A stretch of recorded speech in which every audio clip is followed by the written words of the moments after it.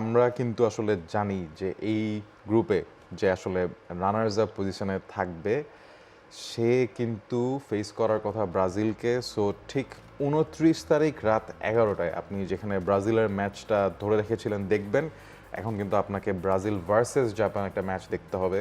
29th 11 PM is the time and probably this is the first official round of 32 fixture, যেটা নিয়ে আমরা আসলে discuss করতে পারলাম।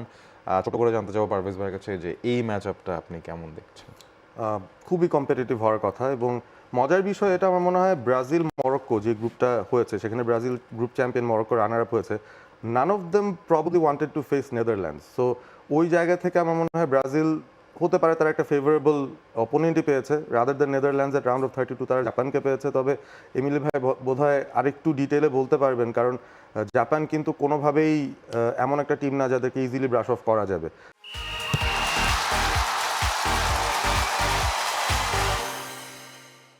আমরা রিসেন্ট হিস্ট্রিতে লাস্ট যেই ম্যাচটাই খেলেছিল একটা international friendly Brazil versus Japan, সেখানে কিন্তু ব্রাজিল 2-1 একটা লিড খুইয়ে 3-2 গোলে হেরেছিল। সো জাপানের কিন্তু জেতার রেকর্ড আছে তাদের এগেনস্টে রিসেন্ট সময়। আর যে মেথডিক্যাল ফুটবল তারা খেলে, যে কুইক ট্রানজিশনে তারা যায়, ব্রাজিলের যে দুর্বলতার জায়গা আছে এক্স্যাক্টলি সেখানেই জাপানের স্ট্রেংথ। সো ওই ব্যাপারটা, ওই ম্যাচ আপটা কিন্তু দারুণ হবে, এবং আমার মনে হয় ব্রাজিলের মেন্টাল রেজিলিয়েন্সটার একটা ভালো পরীক্ষা নেবে জাপান আমার মনে হয়। এমিলি ভাই একমত?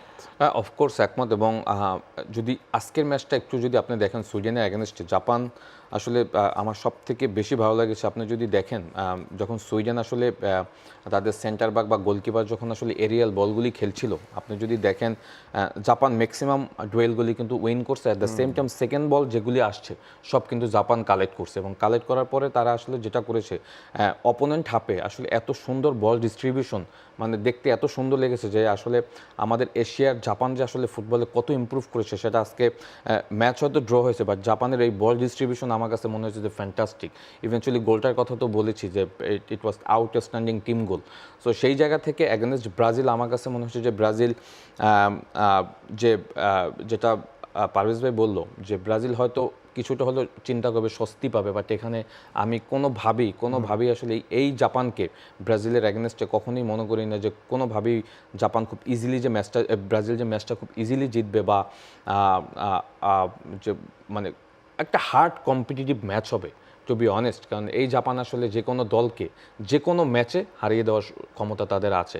ইটস নট অনলি ব্রাজিল, যে কোনো দল, ফ্রান্স বলেন বা যারাই ফেভারিট দল আছে, এভরি টিম। সো এই জাপানকে আসলে যখন আপনি ফেস করবেন তখন আপনার যেটা করতে হবে, আপনি স্ট্রংলি আসলে আপনাকে প্রত্যেকটা ডিপার্টমেন্টে পারফর্ম করতে হবে, যেটা ব্রাজিল লাস্ট ম্যাচে আমার কাছে মনে হয় স্কটল্যান্ডের অ্যাগেনস্টে করেছে। সো ব্রাজিলে আরও কিছু ইমপ্রুভেশনের জায়গা রয়েছে, সেইগুলি যদি করতে পারে আমার কাছে মনে হয় যে তখন হয়তো জাপানকে তারা হারাতে পারবে। এই জাপান যদি ব্রাজিলকে হারায়, that can be not be surprised, because Japan আমি বললাম যে কোনো দলকে তারা বিট করার মতো সেই ক্যাপাবিলিটি তাদের রয়েছে।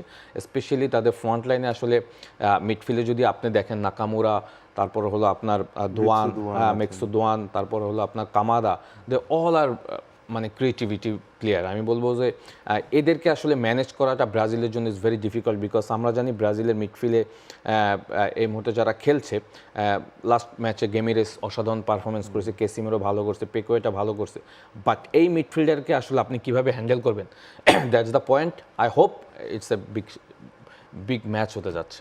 For more updates, subscribe to our YouTube channel and click on the bell icon.